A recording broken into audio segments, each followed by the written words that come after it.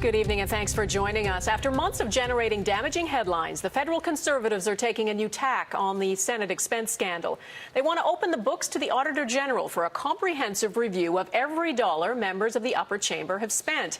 It's become clear, says the government leader in the Senate, that Canadians don't believe senators can police themselves. And it's clear, too, this is a scandal that, try as he might, the Prime Minister has not been able to dodge. Jacques Bourbeau has our top story tonight. Senator Mike Duffy had nothing to say as he made his way into the Senate today. Not surprising, Duffy could be facing a police investigation thanks to an audit of his expenses.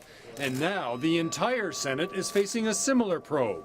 The Conservatives introduced a motion today calling on the Auditor General to investigate all Senate expenses. The only result that would satisfy the public and also satisfy me as the government leader in the Senate and provide transparency was to move a motion to bring in the Auditor General. The Liberals say they won't oppose calling in the AG. I'm not opposed to the idea. We're not opposed to the idea of the Auditor General coming in, but I don't know the reason behind it.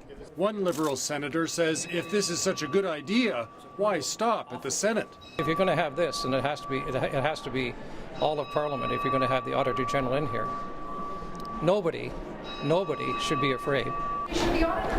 But over at the House of Commons, MPs are not rushing out to put out the welcome mat for the Auditor General. You cannot compare apple and oranges. The Senate, the rules are definitely due, they are obsolete, and this is why we propose a solid reform there. So it's a distraction to start sending it back here. We've already been given a clean bill of health. In question period, it was another day of intense grilling for the Prime Minister. But in one exchange with Justin Trudeau, Stephen Harper gave as good as he got. I would like to hear from the Prime Minister why he appointed Pamela Wallin to sit in Canada's Senate. I suppose for the same reason the previous government made Ms. Wallin Canada's Consul General to New York. Ms. Wallin didn't do any fundraising for us when she was Consul General in New York. The Prime Minister was also asked why he appointed Mike Duffy to the Senate.